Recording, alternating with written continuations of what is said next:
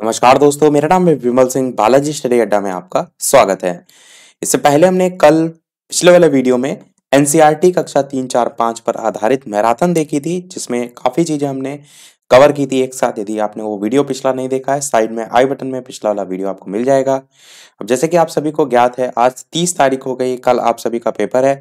तो आप किसी भी प्रकार की हम कोई चीज नहीं करा रहे हैं, केवल और केवल हम सभी पोर्शन से, जैसे कि ईवीएस पोर्शन हो गया, हिंदी पोर्शन हो गया, मैथ पोर्शन हो गया, तो यहाँ से हम कुल मिलाकर 5-5 क्वेश्चन करके प्रैक्टिस जो है वो करेंगे। तो सबसे पहले ये जो आप पोर्शन देख रहे हैं, ये आपका मैथ पोर्शन है, जिसके अंतर्गत कुल 5 प्रश्न हम देखेंगे। तो चलिए स्टार्ट करते हैं प्रश्न नंबर 31 से।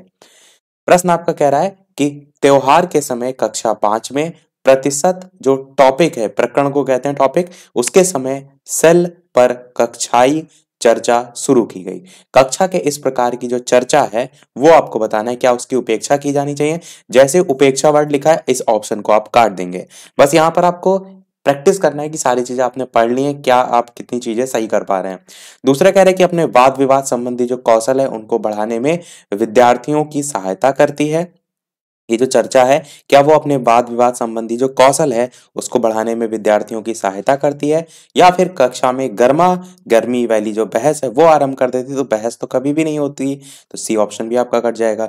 डी कह रहा है कि एक दूसरे के विचारों को सुनने में विद्यार्थियों की सहायता करती है, और साथ ही साथ जो अपना तर्क है वो भी प्रस्तुत करने के लिए उन्हें प्रोत्साहित करती है। तो बी और डी में स्पष्ट आपको समझ में आ रहा है कि जो डी वाला ऑप्शन है ये बिल्कुल सही होगा, कि त्योहार के समय कक्षा 5 में प्रतिशत जो टॉपिक है उसके समय सेल पर कक्षाई चर्चा शुरू की गई। तो कक्षा के इस प्रकार की जो चर्चा है, एक दूसरे के जो विचार हैं उनको सुनने में विद्यार्थियों की सहायता तो कर ही है, कर ही रहा है, साथ साथ ही जो तर्क है बच्चे अपने प्रस्तुत कर रहे हैं उसके लिए उन्हें प्रोत्साहित भी कर रहा है। तो डी वाला ऑप्शन यहाँ पर बिल्कुल सही हो जाएगा। देखते हैं अगला प्रश्न।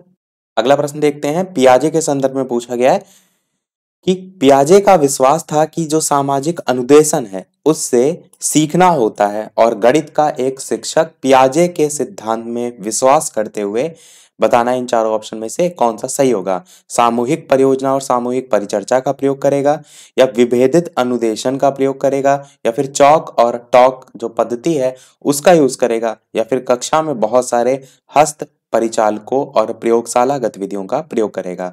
तो पियाजे के अनुसार पूछा गया है, इसलिए ये मैंने प्रश्न यहाँ पर शामिल किया है। बताना है आपको इन चारों ऑप्शन में कौन सा सही होगा। सभी प्रश्न आपके प्रीवियस ईयर के ही हैं, और जितने भी आप देखते हैं प्रैक्टिस सेट वगैरह हैं, सब प्रीवियस ईयर पर बेस्ड ही जो है वो बनते हैं। प्रीवियस ईयर अगर आपने अच्छे से लगा लिया है तो उसके बाहर से कोई भी टाइप का प्रश्न नहीं बनता है, एक आधा प्रश्न आ सकता है, बाकी आपके सब प्रीवियस ईयर पर ही बेस्ड होते हैं। आंसर की बात करते हैं तो आपका पहला ऑप्शन ही बिल्कुल सही होगा, कि सामूहिक परियोजना और सामूहिक परिचर्चा का जो है वो प्रयोग करना। तो पियाजे के सिद्धांत के अनुसार आप कह सकते हैं ये आपका ए वाला ऑप्शन सही होगा। अगला देखते हैं। अगला प्रश्न है आपका कि प्रदीप जो है उसको एक टूटा हुआ रूलर जो है वो दिखाया जाता है, और 2, 3, 4, 5, 6 जो है वो पूछा जाता है कि रूलर में 5 सेंटीमीटर कहाँ है। वह रूलर उठाता है और जो रूलर है उस पर 5 सेंटीमीटर का जो निशान है उसको चिन्हित करता है। तो इसका उत्तर जो है आपको बताना है कि इन चारों ऑप्शन में कौन सा सही होगा। पहला कह रहा है कि इसका उत्तर जो है वो गलत है, क्योंकि वह केवल निशान को दिखा रहा है, ना कि 0 और 5 के रूप में चिन्हित दो बिंदुओं के बीच की दूरी को। दूसरा कह रहा है कि गलत है, क्योंकि जो रूलर है वो टूटा हुआ है और उसे 2 से शुरू करना चाहिए था और 7 को से चिन्हित करना था, जो कि आपका वांछनीय चिन्ह है। तीसरा कह रहा है कि यह बता रहा है कि उसकी जो संकल्पना है वो त्रुटिपूर्ण है, कि 5 सेंटीमीटर एक बिंदु के रूप में ना दिखाई या रूप में है, ना कि लंबाई के रूप में। और चौथा कह रहा है कि सही है, क्योंकि उसने रूलर पर 5 सेंटीमीटर के निशान को सही चिन्हित किया है। तो इस प्रकार से 4 ऑप्शन है। बताना है आपको कि जो प्रदीप है उसका जो उत्तर है इन ऑप्शन में कौन सा होगा। प्रश्न को केवल ध्यान से समझिए कि प्रदीप को एक टूटा हुआ रूलर दिखाया जाता है, और 2, 3, 4, 5, 6 पूछा जाता है कि रूलर में 5 सेंटीमीटर कहाँ है। तो वो रूलर उठाता है और रूलर पर 5 सेंटीमीटर के निशान को डायरेक्ट चिन्हित कर दे रहा है। तो डायरेक्ट चिन्हित कर रहा है, आपको इससे समझ में आ रहा है कि गलत तो बिल्कुल नहीं है, तो गलत पहला दूसरा बिल्कुल कट जाएगा। उसकी संकल्पना त्रुटिपूर्ण इसमें भी लिखा हुआ, तो सी भी कट जाएगा, बचेगा डी। सही है, क्योंकि उसने रूलर पर 5 सेंटीमीटर के निशान को सही चिन्हित किया है। डी वाला आपका ऑप्शन सही हो जाएगा। तो ये हमारा हो गया डी वाला ऑप्शन। चलिए देखते हैं मैथ का अगला प्रश्न। प्रश्न है आपका कि कक्षा 3 का बच्चा 482 को 482 यानी 482 को इस टाइप से लिखा है कि 482 पढ़ता है, लेकिन 40082 लिखता है। यानी 482 को पढ़ता तो ये है, लेकिन लिखता कैसे है? 400 अलग लिखता है और 82 अलग लिखता है, इस टाइप से लिखता है। तो बताना है आपको कि ये शिक्षक के लिए किस ओर संकेत करता है, कि बच्चा ध्यान से सुनता है लेकिन स्थानीय मान की समझ स्थापित नहीं कर पाया है, या फिर बच्चा संख्या की जो अभिव्यक्ति है उसके विस्तारित रूप और लघु रूप में भ्रमित है, या फिर शिक्षक को स्थानीय मान विषय तब ही पढ़ाना चाहिए जब बच्चे संख्याओं को भली प्रकार लिखना सीख जाए, या फिर बच्चा जो है कक्षा में एकाग्र ही नहीं है और ध्यान से नहीं सुनता है। तो आप बच्चे को तो दोष लगाएंगे नहीं, तो ये तो बिल्कुल नहीं कहेंगे कि ध्यान से नहीं सुनता है, तो डी ऑप्शन तो कभी सही नहीं होगा। शिक्षक को स्थानीय मान विषय तभी पढ़ाना चाहिए जब बच्चे संख्याओं को भली प्रकार लिखना सीख जाएं। तो प्रश्न में आपको एक शर्त दे रखी है और इस शर्त के संदर्भ में पूछा गया है, तो ये थोड़ा नहीं पूछा जा रहा है कि कब सिखाना चाहिए, तो सी ऑप्शन भी नहीं होगा। बच्चा संख्या की अभिव्यक्ति के विस्तारित रूप और लघु रूप इसकी भी लेकर नहीं भ्रमित है। ए वाला आपका सबसे अच्छा है कि बच्चा एकदम ध्यान से सुनता है, लेकिन जो उसका स्थानीय मान वाला कंसेप्ट है वो जो है वो क्लियर नहीं है, इसलिए वो इस प्रकार की गलती जो है वो कर रहा है। चलिए देखते हैं एक और मैथ का प्रश्न। टोटल 5 ही प्रश्न मैंने कहा था। प्रश्न है आपका कि शैलजा विभिन्न तरीकों से संख्या को व्यक्त कर सकती है। उदाहरण के लिए जैसे कि 4 बराबर 2 प्लस 2 लिखा हुआ है, इसी प्रकार 4 बराबर 1 प्लस 3 लिखा है आदि। तो वो संख्या की किस विकासात्मक अवस्था पर है ये आपको बताना है।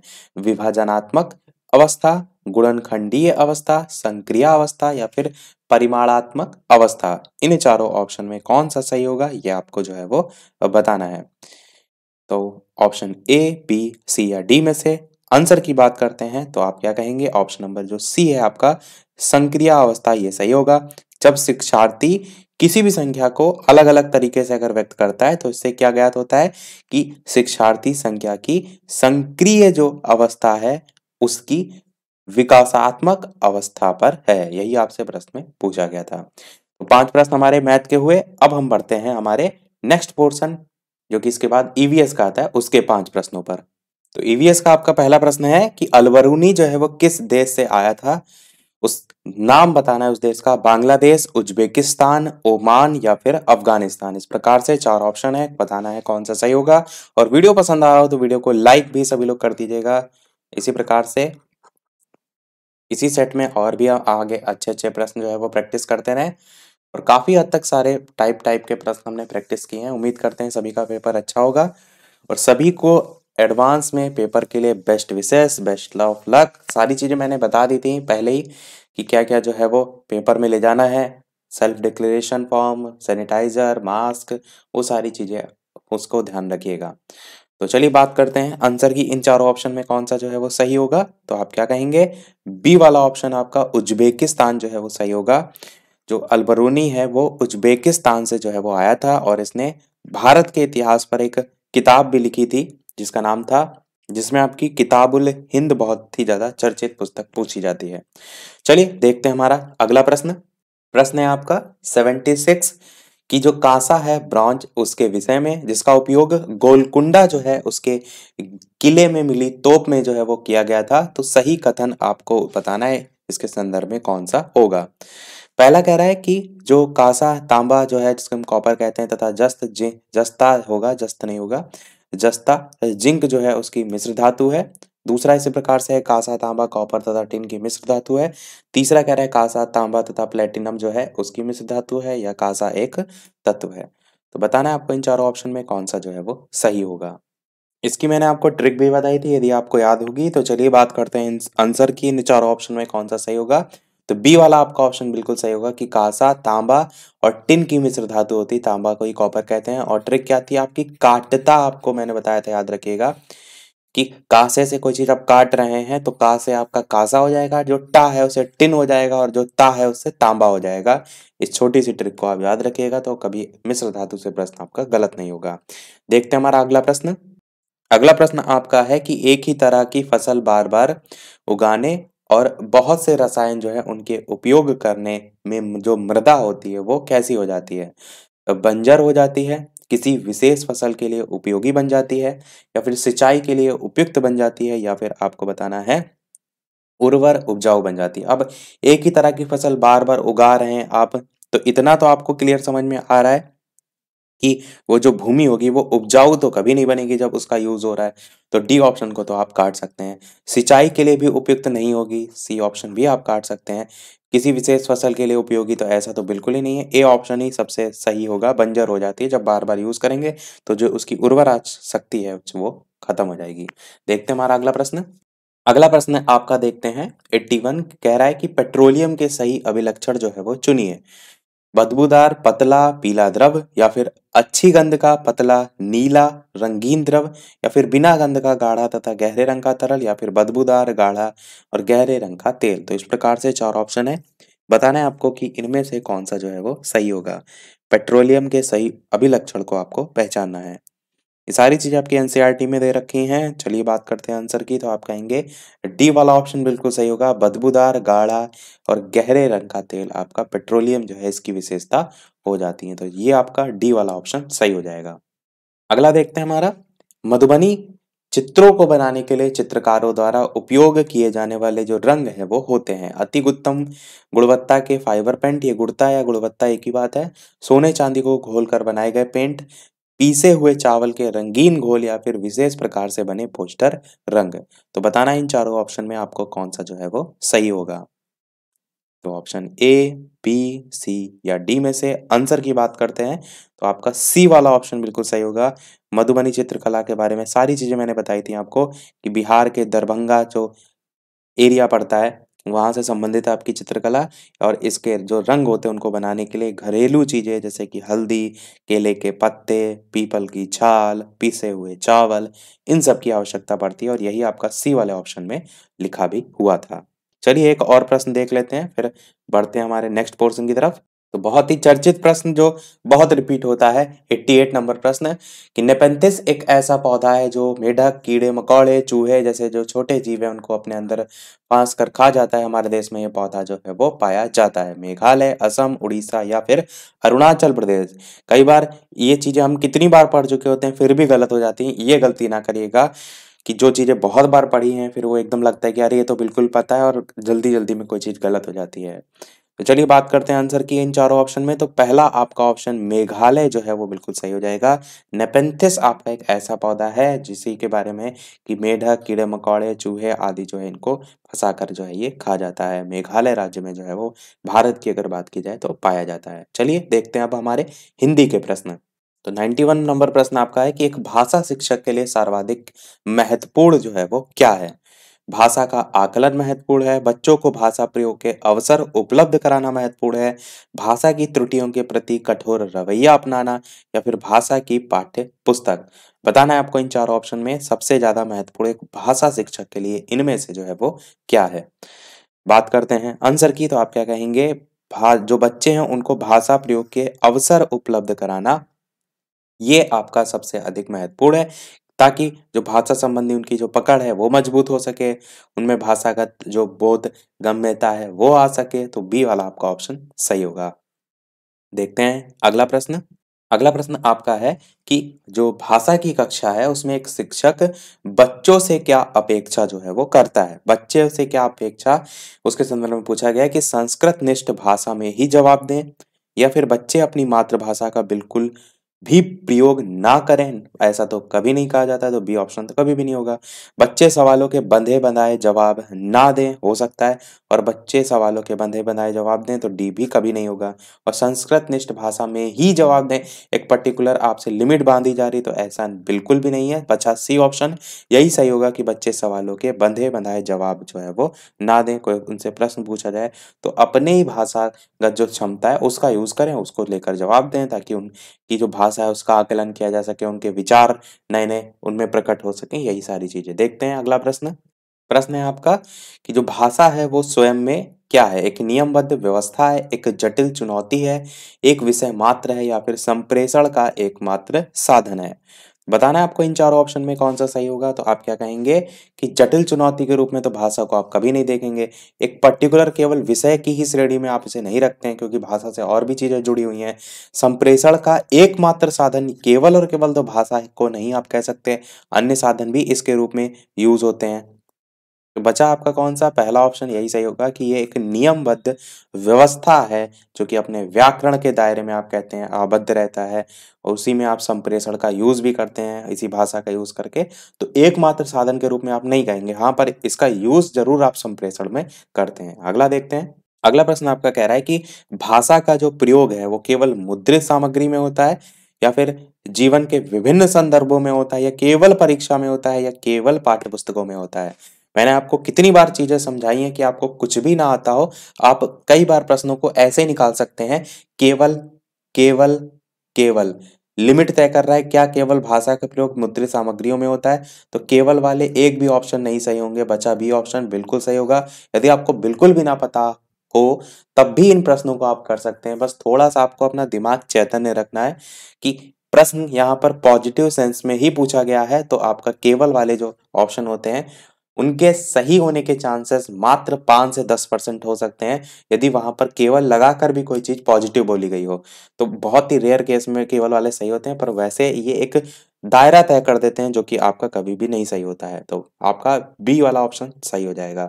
देखते हैं अगला और लास्ट हिंदी का प्रश्न कि बच्चे अपने परिवेश में स्वयं जो है, एक सेकंड इसको क्लियर कर देते हैं, कि बच्चे अपने परिवेश में स्वयं भाषा अर्जित करते हैं। इसका एक निहितार्थ यह है कि बच्चों को केवल लक्ष्य भाषा का ही परिवेश उपलब्ध कराया जाए, या फिर बच्चों को अत्यंत सरल भाषा का परिवेश उपलब्ध कराया जाए, या फिर बच्चों को बिल्कुल भी भाषा ना पढ़ाई जाए, या फिर बच्चों को समृद्ध भाषिक परिवेश उपलब्ध कराया जाए। तो बताना है आपको इन चारों ऑप्शन में कौन सा जो है सबसे बेस्ट ऑप्शन सही होगा। बच्चे अपने जो आसपास का वातावरण है, परिवेश में है, उसमें स्वयं भाषा अर्जित करते हैं। तो इसका निहितार्थ जो है वो क्या है। बात करते हैं आंसर की इन चारों ऑप्शन में से, तो आप क्या कहेंगे, बिल्कुल डी वाला ऑप्शन सही होगा कि बच्चों को समृद्ध भाषिक परिवेश जो है वो उपलब्ध कराया जाए। इससे वो चीजें जो है जो भी सीखना चाह रहे हैं, अर्जन करना चाह रहे हैं, वो आसानी से कर सकेंगे। तो हमारे हिंदी के भी 5 प्रश्न हो गए, मैथ के भी हो गए, ईवीएस की भी हो गए, बचा हमारा बाल विकास सेक्शन। चलिए उसके भी देख लेते हैं। तो बाल विकास सेक्शन से सबसे पहला प्रश्न आपका है कि किसने सबसे पहले बुद्धि परीक्षण का निर्माण जो है वो किया था। अल्फ्रेड बिने ने किया था, चार्ल्स एडवर्ड स्पीयरमैन ने किया था, रॉबर्टे स्टर्नबर्ग ने किया था, या फिर डेविड वेस्लर ने किया था। इस प्रकार से 4 ऑप्शन है। बताना है आपको इन चारों ऑप्शन में से कौन सा सही होगा, किसने सबसे पहले बुद्धि परीक्षण का निर्माण जो है वो किया।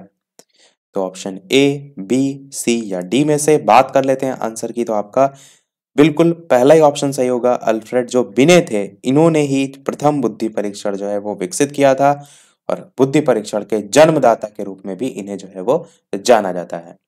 देखते हैं अगला प्रश्न।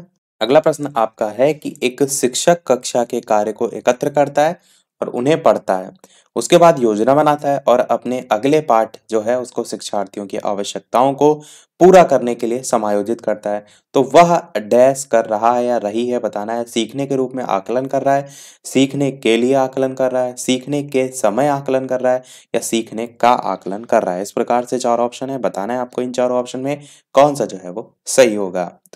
तो चलिए बात करते हैं आंसर की। बिल्कुल आपका बी वाला ऑप्शन सही होगा।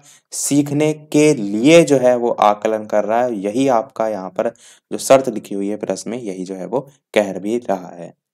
चलिए देखते हैं हमारा अगला प्रश्न। अगला प्रश्न आपका कह रहा है कि प्रकृति पोषण विवाद निम्नलिखित में से किससे जो है वो संबंधित है। व्यवहार और वातावरण से, वातावरण और जीव विज्ञान से, वातावरण और पालन पोषण से, आनुवांशिकी और वातावरण से। तो बताना है आपको इन चारों ऑप्शन में से कौन सा जो है वो सही होगा। प्रकृति पोषण विवाद निम्नलिखित में से किससे जो है वो संबंधित है। चलिए बात करते हैं आंसर की। तो चलिए बात करते हैं आंसर की। प्रकृति पोषण विवाद जो है वो इन चारों ऑप्शन में से किससे जो है संबंधित है। तो आपका ऑप्शन एबीसीडी में से डी वाला ऑप्शन बिल्कुल सही होगा, आनुवांशिकी और वातावरण। साथ ही साथ इसके बारे में भी थोड़ा सा आपको पढ़ के दिखा देते हैं कि यहाँ पर जो प्रकृति शब्द है वो व्यक्ति की आनुवांशिक की जो संरचना है उससे जो है वो संबंधित है, जो उसे जन्म से ही प्राप्त है। और जो पोषण शब्द है वो आपका जो है वो वातावरण जो है उससे संबंधित है, जिसमें व्यक्ति जो है वो बुद्धि और विकास करता है। तो किसी भी व्यक्ति के विकास में इन दोनों का योगदान होता है। तो आनुवांशिकी संरचना तथा पोषण से जो है वो संबंधित है आपका प्रकृति पोषण विवाद। देखते हैं हमारा लास्ट प्रश्न इस बाल विकास पोर्शन का, और साथ ही साथ ये आपका इस वीडियो का लास्ट प्रश्न भी होगा। तो सभी के हम पोर्शन के हमने 5-5 करके प्रश्न जो है वो करा दिए, और वीडियो अभी तक आपने लाइक ना किया हो तो सभी लोग वीडियो को लाइक भी अवश्य कर दीजिएगा। चैनल पर नए हो तो सब्सक्राइब करके भी अवश्य जुड़ जाइएगा, और टेलीग्राम चैनल से नहीं जुड़े हो तो वीडियो के डिस्क्रिप्शन में आपको लिंक मिल जाएगी, सर्च करके भी जुड़ सकते हैं।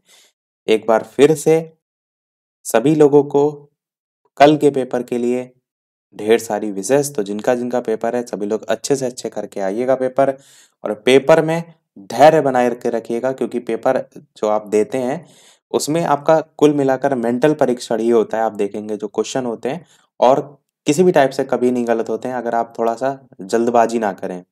और दूसरी चीज समय का भी ध्यान रखिएगा। तो प्रश्न आपका है, मानव विकास है गुणात्मक है कुछ सीमा तक अप अमापनीय है, या फिर मात्रात्मक और गुणात्मक दोनों है, या फिर मात्रात्मक है। ये आपका जो है वो प्रश्न है। बताना है आपको इन चारों ऑप्शन में कौन सा जो है वो सही होगा। तो चलिए बात करते हैं आंसर की। तो सभी जानते हैं जो मानव विकास होता है वो गुणात्मक भी होता है और साथ ही साथ मात्रात्मक भी होता है। इसका एक्सप्लेनेशन भी आपको दिखा देते हैं कि मानव विकास मात्रात्मक और गुणात्मक दोनों होता है। मानव विकास जीवन पर्यंत चलता रहता है, व्यक्ति के गर्भ में होने से लेकर मृत्यु तक विकास की जो प्रक्रिया है वो चलती रहती है, तो इसलिए इसे मापा भी जा सकता है। तो इस प्रकार ये मात्रात्मक और साथ ही गुणात्मक भी जो है वो है, क्योंकि वृद्धि के रुकने के बाद भी कई चीजों में परिवर्तन जो है वो होता रहता है। सभी प्रश्न आज के हमारे समाप्त हुए, पर वीडियो को समाप्त करने से पहले जैसे कि सभी वीडियो में हम आपसे एक ना एक प्रश्न पूछते हैं, तो चलिए देख लेते हैं अब इस वीडियो का प्रश्न। तो ईवीएस सेक्शन से हम प्रश्न पूछ रहे हैं, 86 नंबर करके आपका प्रश्न है, जिसका आंसर आपको वीडियो के मेन कमेंट में टाइप करके बताना है कि एक पश्मीना शॉल जो है वो लगभग कितने साधारण स्वेटर जो है उनके बराबर गर्म होती है, और एक साधारण जो पश्मीना शॉल है उसको बुनने हेतु कितने घंटों का समय लगता है। जो दो फिल इन द ब्लैंक्स हैं उसी के हिसाब से ऑप्शन नीचे हैं, 6 250, 6 200, 10 250 या 10 200। तो जो बाद वाले ऑप्शन है वो आपका घंटों में समय पूछा गया है, जो पहला वाला ऑप्शन है वो कितने साधारण स्वेटर जो है उसके बराबर गर्म होती है उसके संदर्भ में पूछा गया है। तो सभी लोग अपना आंसर वीडियो के मेन कमेंट में टाइप करके बताइएगा। तो आज के वीडियो में इतना ही। फिर वीडियो पसंद आया हो तो लाइक अवश्य कीजिएगा, चैनल पर नए हो तो सब्सक्राइब जरूर कीजिएगा। मिलते हैं चलिए फिर अगले वीडियो में एक नए वीडियो के साथ। तब तक के लिए नमस्कार। Thank you for watching.